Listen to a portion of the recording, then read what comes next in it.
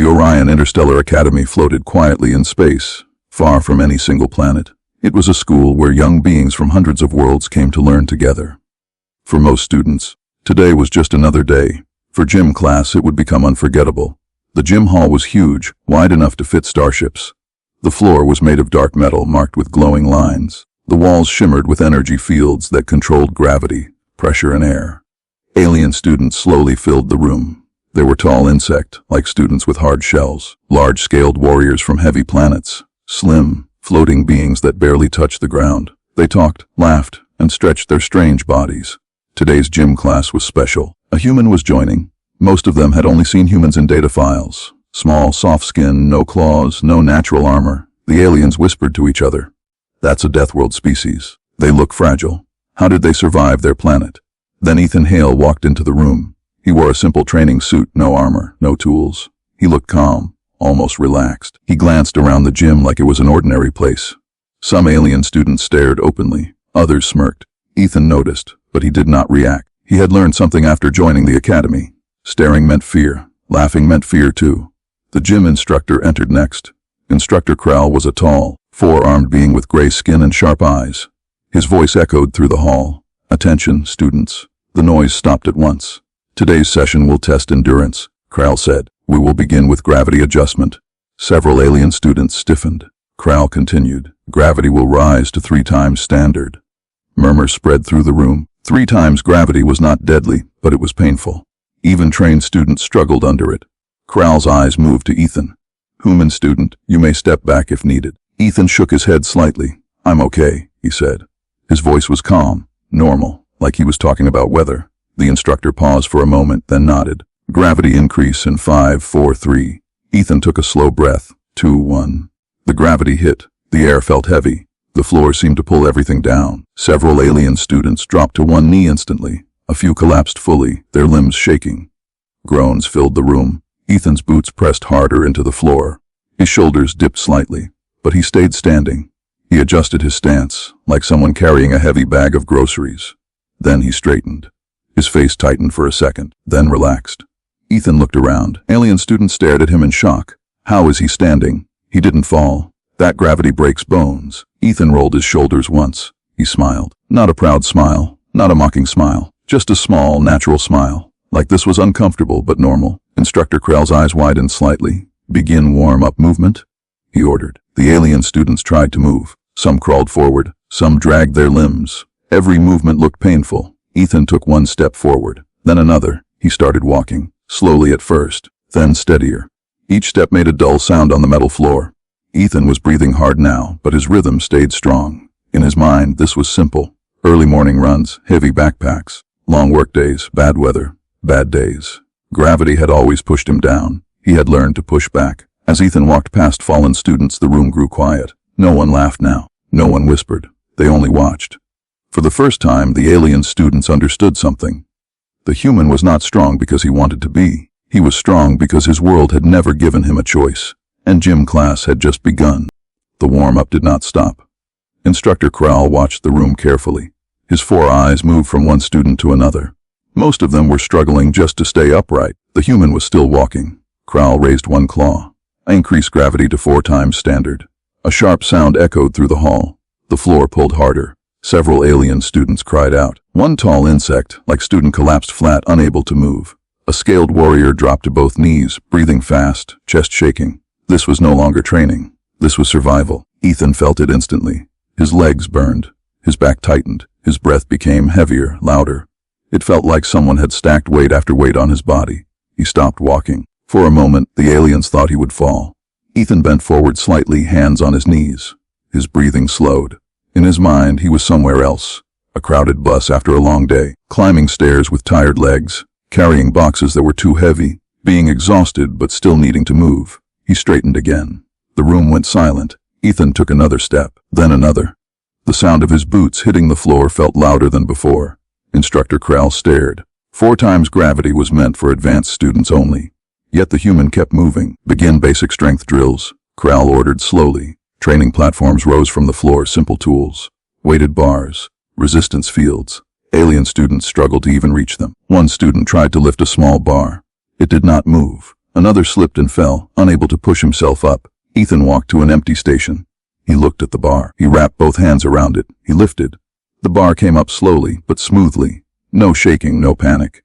His arms trembled slightly, but he controlled it. Several alien students watched with wide eyes. That weight is rated for heavy, gravity species. His bones should crack talk. He should be injured. Ethan lowered the bar carefully. He rolled his shoulders again, breathing hard. This was not easy, but it was possible. Instructor Krall stepped forward. "Human," he said, "you may stop if you wish." Ethan looked at him. Sweat ran down his face. His voice came out rough but steady. "I can finish the set." Krall hesitated, then nodded. The aliens did not understand. Why continue? Why suffer when stopping was allowed? Ethan continued lifting. Each movement was slower now. Each breath was work. Across the room, one alien student watched closely. He was tall, broad, from a warrior species raised on a high-gravity world. His pride burned. He had trained his whole life, and yet he was sitting on the floor, unable to stand. The human was still working. The warrior pushed himself up. His legs shook violently. He took one step. Then another. Pain shot through his body.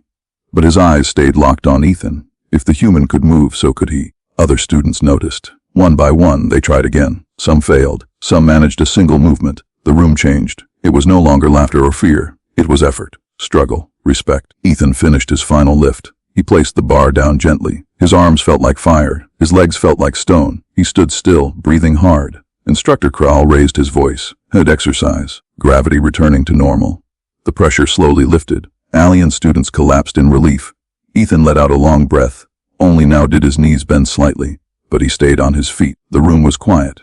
No one spoke. They did not see a weak human anymore. They saw something else.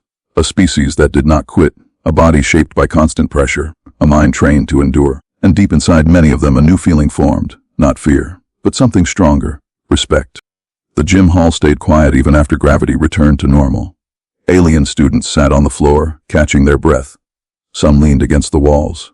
Others stared at nothing, still feeling the pressure in their bodies. Ethan stood near his station. His chest moved up and down as he breathed. Sweat covered his face and neck.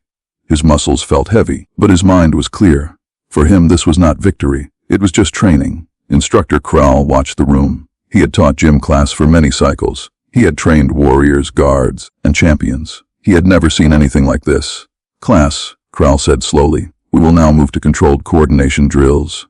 The alien students looked confused. Coordination drills usually came before strength. Not after. Training platforms shifted. A clear sparring circle formed in the center of the gym. Energy fields rose around it, soft enough to prevent serious injury. Some students understood immediately. Controlled sparring. A test of movement and reaction. Whispers spread. "No one will fight the human. After that, he will crush someone." Ethan looked at the sparring circle. He felt tired, but this part felt familiar. Movement, balance, timing. Things gravity could not take away. Instructor Krall looked at the group. Participation is voluntary. No one moved. Several alien students avoided looking at Ethan. Others stared at him with mixed feelings: fear, curiosity, pride. Then one student stood up. He was tall and wide, with thick arms and rough gray skin. His species was known across the academy. Frontline fighters, heavy gravity survivors, natural warriors. His name was Roktal. He stepped forward slowly. Each step was careful, controlled. "I will spar," Roktal said. The room reacted instantly. Gasps, quiet voices, tension. Roktal had never lost a gym match. He entered the circle. Ethan looked at him. Roktal was twice his size. Broader, heavier, stronger on paper. Ethan stepped forward too. He entered the circle. The energy field shimmered around them. Instructor Krall raised one claw. "Rules are simple," he said. "No killing strikes. No joint breaking. Stop when I signal." Roktal lowered his stance. His muscles tightened. Ethan rolled his shoulders once. He adjusted his footing. The signal sounded. Roktal moved first, fast, much faster than most expected. His arm swung toward Ethan's chest with controlled force. Ethan stepped sideways. The strike passed through empty space. Roktal turned quickly, surprised. He attacked again. Ethan moved again. No wasted motion, no panic. He stayed close to the ground, weight centered. Roktal grew frustrated. He had power, but the human had balance. Roktal lunged, trying to grab him. Ethan shifted his weight and used Roktal's movement against him. Not strength timing. Roktal stumbled forward. The room gasped. Ethan placed one hand on Roktal's shoulder. He pushed. Not hard, just enough. Roktal lost balance and hit the floor. The sound echoed through the hall. Silence followed. Roktal lay there, stunned. Then he started to laugh. It was a deep, rough sound. Ethan stepped back immediately. He offered his hand. Rocktall looked at it. Then he took it. Ethan helped him up. No cheering, no shouting, just quiet. Instructor Krall raised his claw. Match over. Rocktall nodded at Ethan. You move well, he said. So do you, Ethan replied. Simple words. Honest, something changed in the room. The fear was gone. So was the laughter. In its place was understanding. The aliens finally saw the truth. Humans did not win by being the biggest. They won by adapting, by learning, by surviving. And this gym class was no longer just a class. It was a lesson no one would forget. The gym hall smelled of sweat and metal. Alien students sat or leaned against the walls, catching their breath.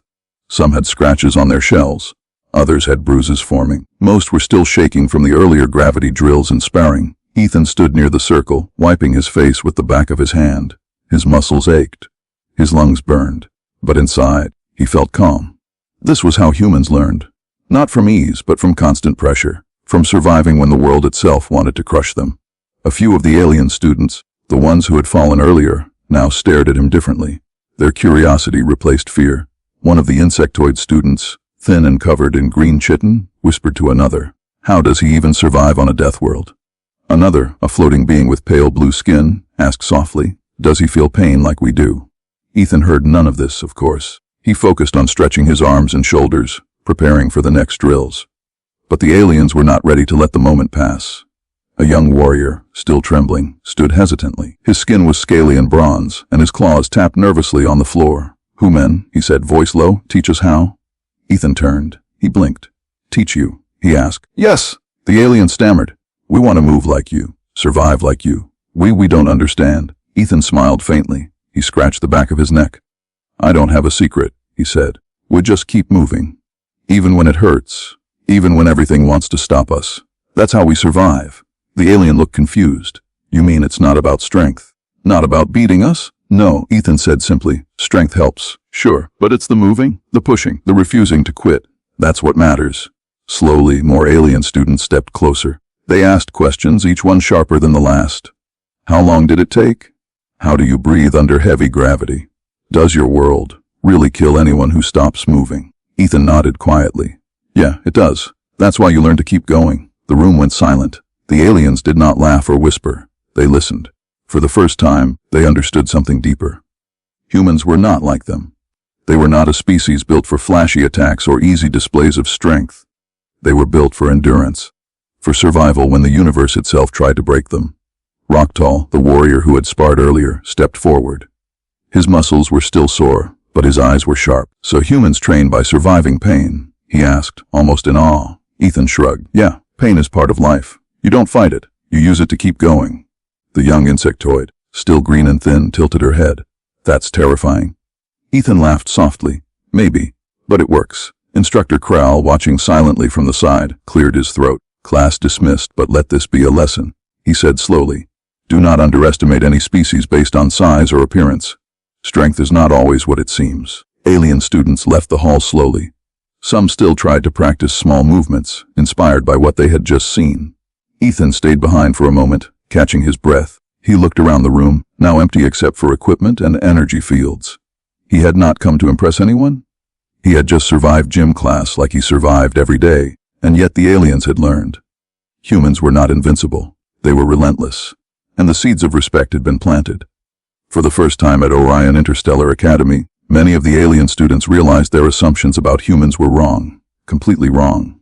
They had thought humans were weak, fragile, simple. They had learned today that humans were something else entirely, something terrifying, something worth watching, something worth respecting. And that day, the legend of Ethan Hale, the Deathworlder, was quietly born. By the next day, whispers had spread across the Orion Interstellar Academy. Every hallway, every common area, even the dining halls buzzed with the story of the human who had survived 4 times gravity, lifted weights meant for elite alien soldiers, and stood unshakable in the sparring circle. Ethan Hale walked through the corridors quietly as if nothing had happened. He carried a small bag over one shoulder. His hair stuck to his forehead from sweat, and a faint bruise marked his upper arm from sparring with Rocktall. But the eyes following him made him aware of something unusual. Students from dozens of species glanced at him. Some bowed slightly. Others whispered in awe. Few dared approach. In the cafeteria, a group of insectoid students watched him carefully. "Do you think he really comes from a death world?" one asked. Does it matter? Another replied. He survived more than our strongest warriors. More than any human data suggests possible. Ethan sat alone at a table in the corner. He unpacked a simple meal, bread like cubes, protein paste, and water. Simple, everyday food just like humans ate on his world. Yet, despite his normalcy, the room felt different. He felt the weight of respect and curiosity pressing down on him. It was not intimidation, not fear, not admiration. It was a quiet realization that humans were something else entirely. During lunch, Rocktal approached. "Mind if I sit?" he asked. Ethan gestured to the empty chair. Rocktal lowered himself carefully, muscles still sore from the sparring match. "You humans," Rocktal began slowly. "You survive like nothing else I've ever seen. You're not the strongest, not the fastest, not the sharpest. But, damn it, you endure." Ethan nodded. "That's all we know how to do." Rocktal chuckled. "And it scares everyone who doesn't understand." "I didn't come here to scare anyone," Ethan said simply. "I just keep moving. That's how I survive." The conversation drew attention. Other students came closer, asking quiet questions. "How do you train when it hurts? Do humans ever fail?" Ethan answered honestly, using simple words. "No bragging, no drama. Just truth. Yes, we fail," he said. "Every day. But we don't stay down, we get up. Always. That's how we survive. That's how we win." By the end of lunch, a small group of alien students had gathered around him, not as opponents, but as learners. They wanted to try harder, to push past their limits, to understand humans not through fear but through effort. The legend of Ethan Hale, the Deathworlder, had begun to grow, not through fights won or battles survived, but through an idea that survival was more than strength. It was endurance, determination, willpower. By the afternoon, teachers had heard the whispers. Instructor Kral wrote notes in his log. Human student shows unprecedented adaptation to extreme gravity and physical strain. Students report a shift in perception. Recommend continued observation and inclusion in advanced training modules. Even the most arrogant students, those who had mocked him yesterday, now felt something new: humility. And somewhere deep in the academy, the story spread further. Across species, across halls, across classrooms. Have you seen the human? The Deathworlder, the one who doesn't quit. Ethan never sought attention. He never asked for praise. He just lived as humans always did, moving forward, step by step, day by day. But the academy, and the alien students within it, had learned a lesson they would never forget. Humans were not the strongest species in raw power. They were not the most aggressive. They did not rely on claws, armor, or superior size. They survived, always. And that was enough to earn the respect of a galaxy filled with warriors, thinkers, and beings from 1,000 worlds. Years later, students would tell the story as a warning, a lesson, and a legend. Never underestimate a human. They would say, "The Deathworlder does not fear, he survives, and that is more terrifying than any weapon." Ethan Hale walked down the corridors quietly, as if nothing had changed. But in the hearts and minds of every alien student who had been in that gym, something had changed forever. The human had survived. The human had endured, and that was enough.